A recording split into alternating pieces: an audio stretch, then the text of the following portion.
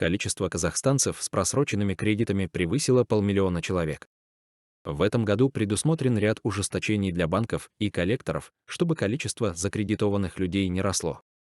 В Казахстане количество граждан, имеющих просроченные кредиты в более чем 90 дней, превышает 530 000 человек.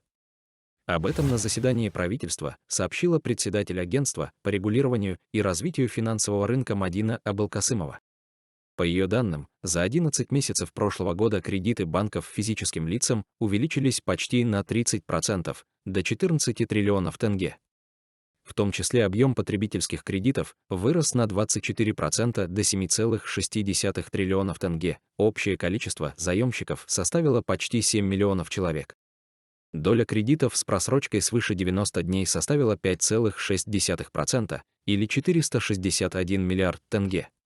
Количество заемщиков с просрочкой свыше 90 дней составляет 536 000 человек, увеличившись с начала года на 121 000 человек, сообщила она. Абылкасымова также сообщила, что в этом году агентством выработаны дополнительные меры по регулированию беззалогового потребительского кредитования. В частности, для ограничения долговой нагрузки будет проведена работа по пересмотру предельного значения годовой эффективной ставки банков.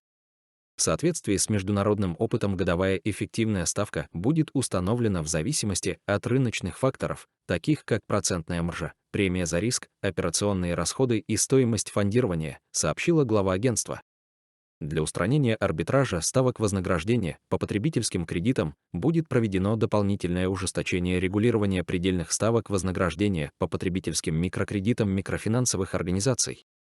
Также будут введены ограничения на выдачу беззалоговых потребительских займов и микрокредитов гражданам, имеющим просроченную задолженность свыше 90 календарных дней. Эта мера, по словам Абылкасымовой, ограничит выдачу новых кредитов и рост долговой нагрузки неплатежеспособных заемщиков. Для защиты заемщиков от недобросовестных действий коллекторов в этом году будет проработано введение законодательных ограничений по продаже банками и микрофинансовыми организациями кредитов физических лиц, по которым не были проведены процедуры урегулирования просроченной задолженности. Дополнительно планируется введение законодательного требования по проведению коллекторами процедур урегулирования задолженности по приобретенным кредитам граждан. Еще одной мерой, предусмотренной агентством, станет ужесточение регулирования коллекторской деятельности. Для этого разработаны законодательные поправки, предусматривающие повышение в 2 раза с 300 МРП до 600 МРП размеров административных штрафов на субъектов рынка, а также введение персональной административной и уголовной ответственности работников коллекторских агентств.